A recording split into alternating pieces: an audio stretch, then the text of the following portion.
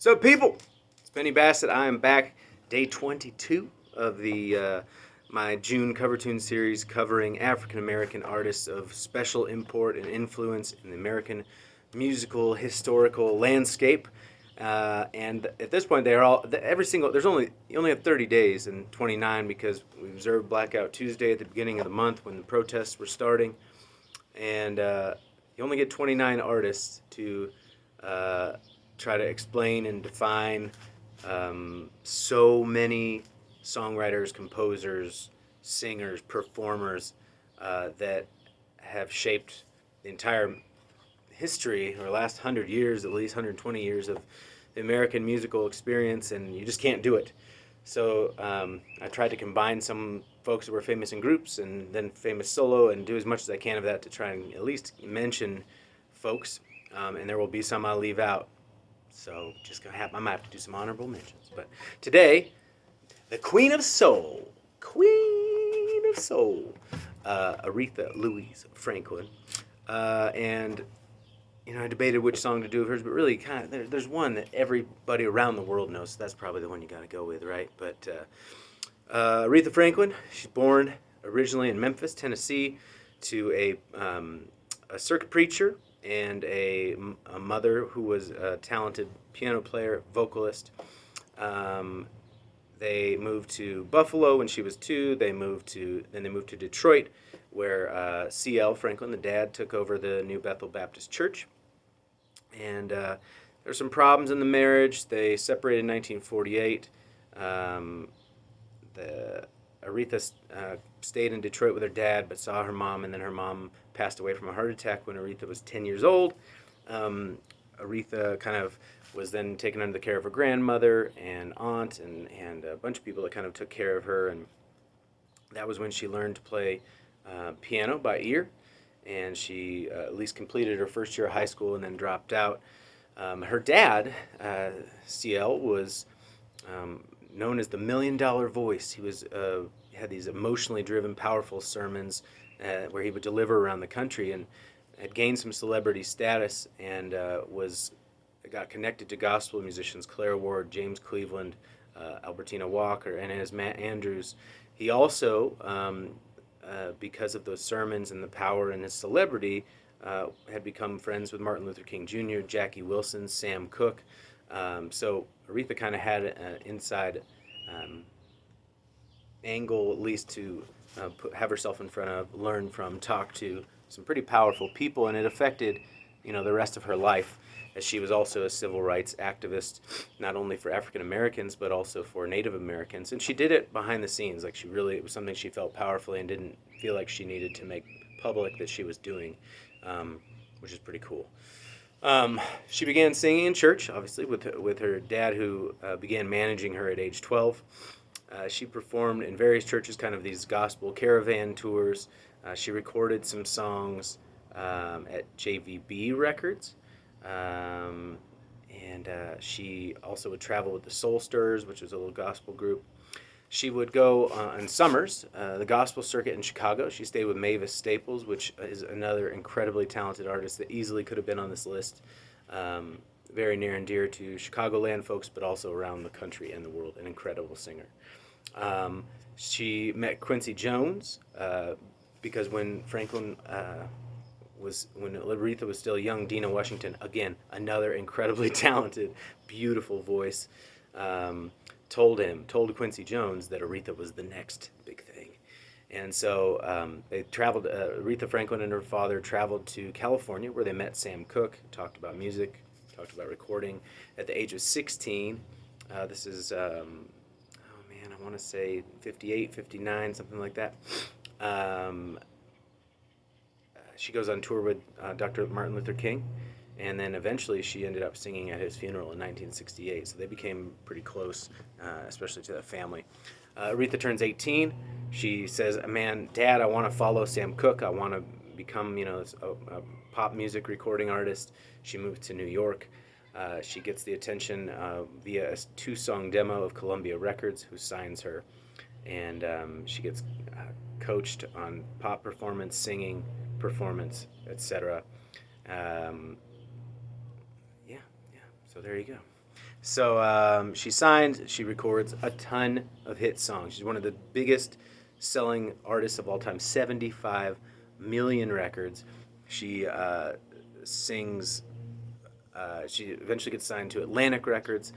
She records in Muscle Shoals at Fame Studios, the place that everyone knows. She sings "Respect," probably one of the biggest songs of all time, which was actually written by Otis Redding, who was another video I covered earlier in this when Otis became a songwriter, in addition to just being an excellent performer and singer in his own right.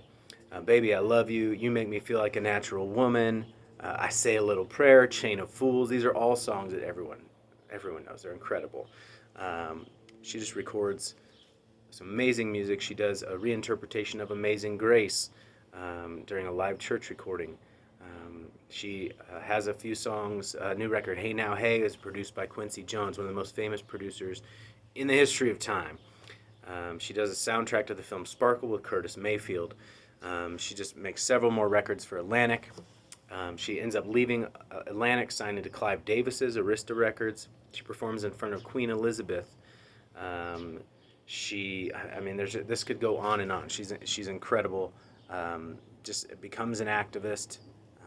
Continues to support civil rights movement. I'm trying to look for some of the awards. I want to say, because it was kind of incredible. Yeah, honors. Here we go. Hollywood Walk of Fame, star on the Hollywood Walk of Fame. State of Michigan declares her a natural resource. She's the first woman ever inducted into the Rock and Roll Hall of Fame in 1987. She gets a Grammy Legend Award in 91, Grammy Lifetime Achievement Award in 94, Kennedy Center honoree in 1994, the National Medal of Arts in 1999, and the Presidential Medal of Freedom in 2005. That's a pretty incredible collection of awards, and one of my favorite stories that when I was doing some research on her was in 1998. She's at the Grammys, and Pavarotti, the famous pop opera, I'm going to call it popra singer, is scheduled to perform Nessun Dorma. This, if you don't know that song, again, something you should Google. There's some really beautiful performances of this song that Pavarotti does. There's a Sarah Brightman performance that you should check out. There's a ton of them, but he drops out after the show starts, live taping, right? So Aretha agrees to fill in. She fills in on an incredibly popular, well-known, beautiful operatic piece, and just nails it. Well, I was just here to eat and drink, but I guess I'll perform at the Grammys. Sure, why not? She's been ranked the #1 voice of all time. She's been ranked in the top 10 performers of all time. She's been honored in just about every way you can. She passed in 2018. And so just one of those artists I couldn't ever get away with passing over in this group. So here's some Aretha Franklin, and as usual, thank you guys for checking out these videos, and let's keep it going.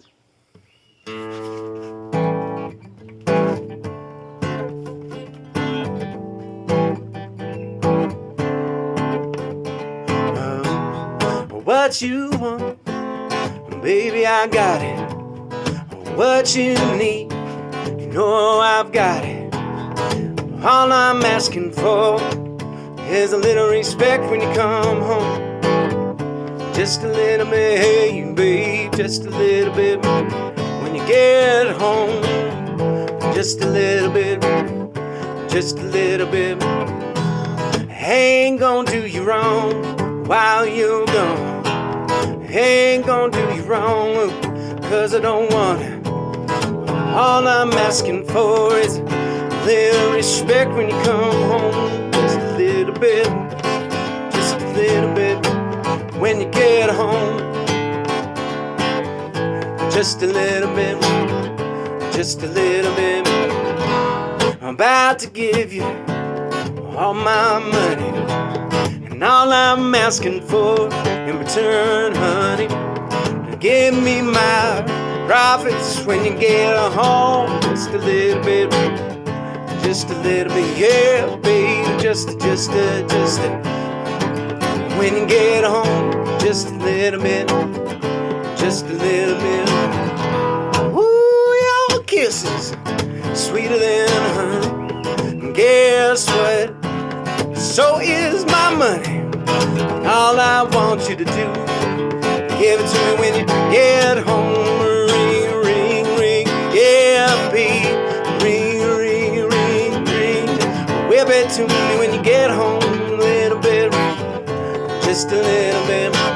R-E-S-P-E-C-T. Find out what it means to me. R-E-S-P-E-C-T. Take care of TCB. Sock it to me, sock it to me, sock it to me, sock it to me, sock it to me. Whoa, babe, just a little bit. Oh, a little respect, just a little bit. Ah, good time, just a little bit. Keep on trying, just a little bit. When you get home, just a little bit. Oh, when you get R-E-S-P-E-C-T. Find out what it means to me. R-E-S-P-E-C-T. Take care of TCB. Queen of Soul, Aretha Franklin. Hope you guys are enjoying the videos. The reason I'm doing them, June is African American Music Appreciation Month. It is also a time when there are so many people out there fighting for equality and justice. My love goes out to you all. I hope you are being safe. I hope you are protected, and I hope that we actually bring about permanent, lasting change. And this is just my small way to contribute to giving voice, giving praise, giving honor to African Americans that have made an impact in my industry, the music industry. So I hope we're all learning something together. I hope you're enjoying these, and we'll see you on the next one. Later.